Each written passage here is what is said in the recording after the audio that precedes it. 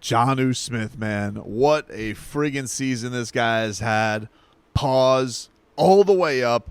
Miami Dolphins get themselves an overtime victory today, taking out the New York Jets 32-26 in the extra frame. Tua finding his tight end, who was basically, he was not a factor in this game. This was crazy. Jonnu Smith was nowhere to be seen this entire game, and then in the overtime, that was Tua's favorite receiver. They went to him, 2 huge plays, absolute yak monster. Gets one for 20, gets one for 14, and then finds him in the end zone. Fins for the win, and they eliminate the New York Jets from the playoffs, which is always a good feeling. Look, the idea that this game had to go down as tight as it did, sure, that doesn't feel fantastic. It took everything that the Dolphins had to get this one, but they got it.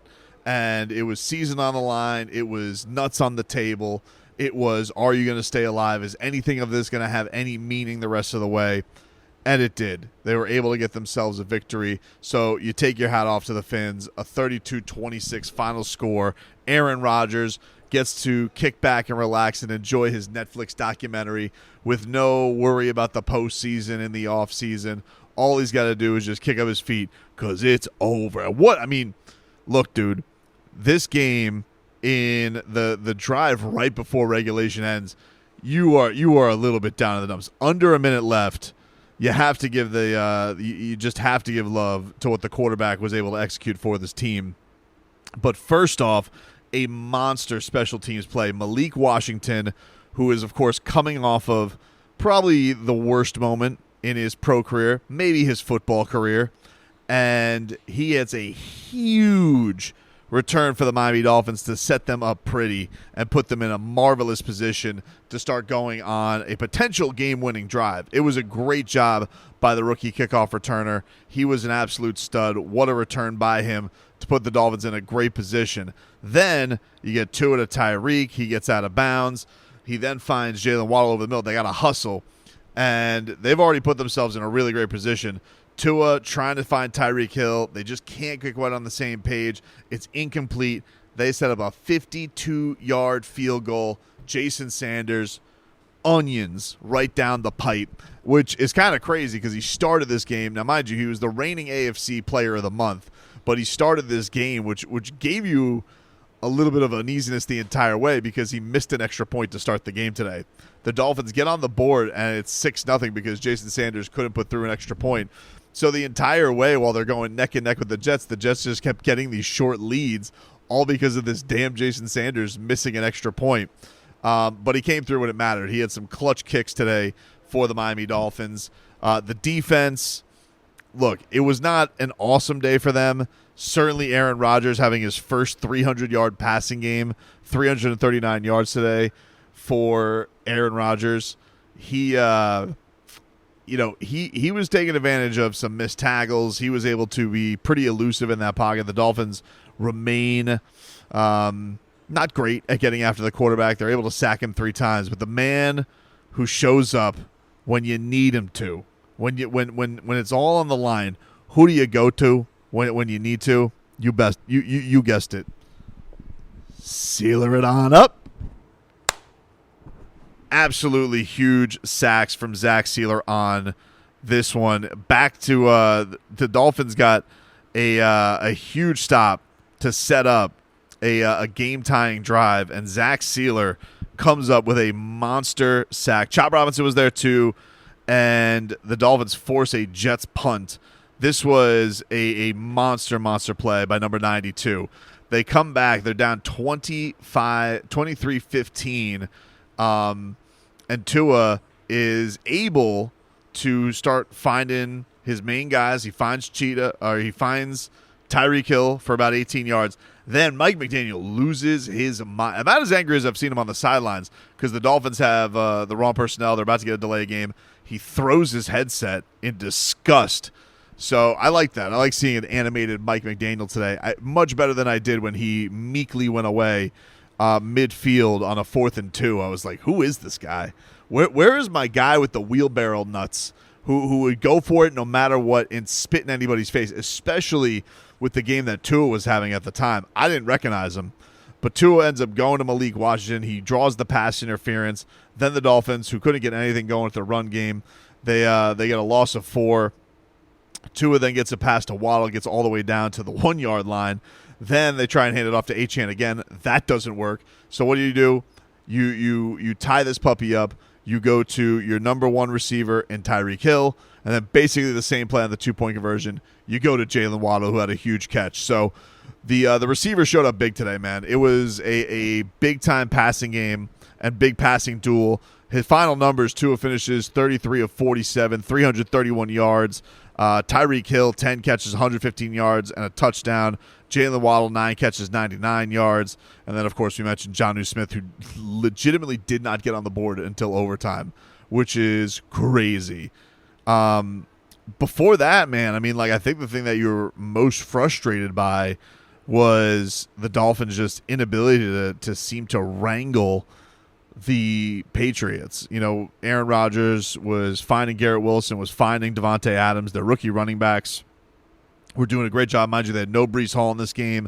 So a lot of long drives from the Jets today to certainly keep this one away. And, you know, you were frustrated. There was at one point where they ultimately get into the end zone at the start of the first half, and you know, huge opportunity by Javon Holland. He had the ball right in his hands, but of course we know he's playing with that busted thumb, that thick hand.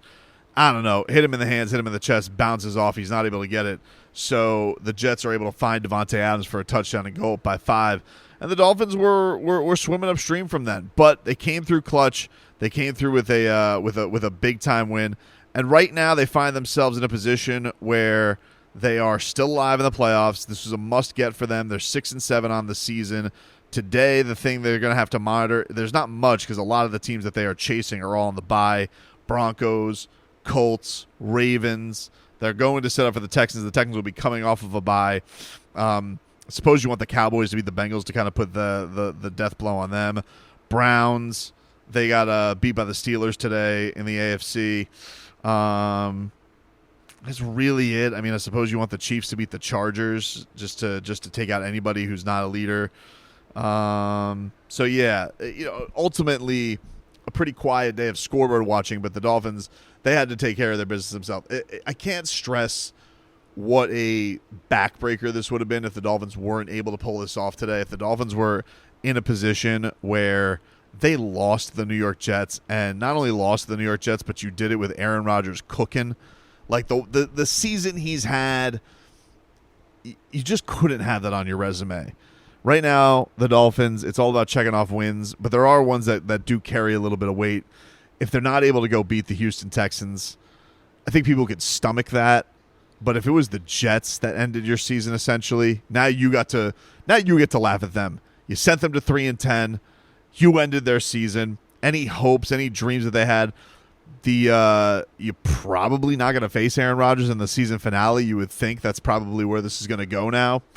But, you know, it took some onions. And this was an interesting game because the Dolphins were certainly tested from an injury standpoint. Patrick Paul, the rookie, he ends up starting, basically playing the whole game at left tackle. Teron Armstead tried to give it a go.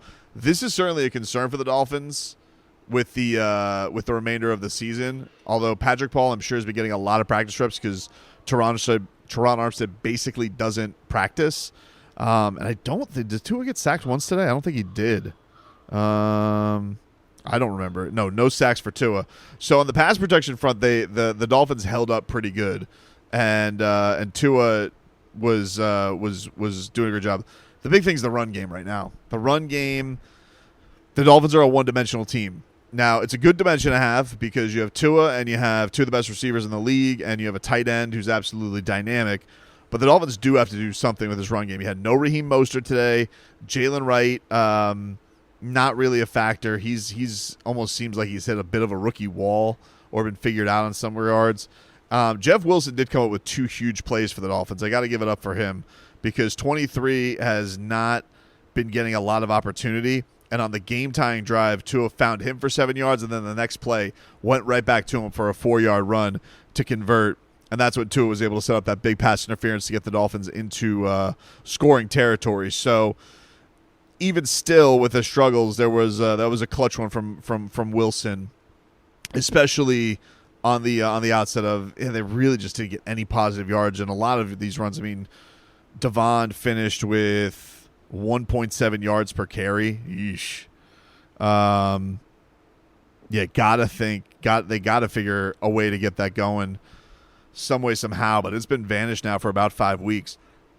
Basically, ever since the injuries started piling up on that offensive line, Miami's been searching a little bit. They have not been able to find any great solutions for that.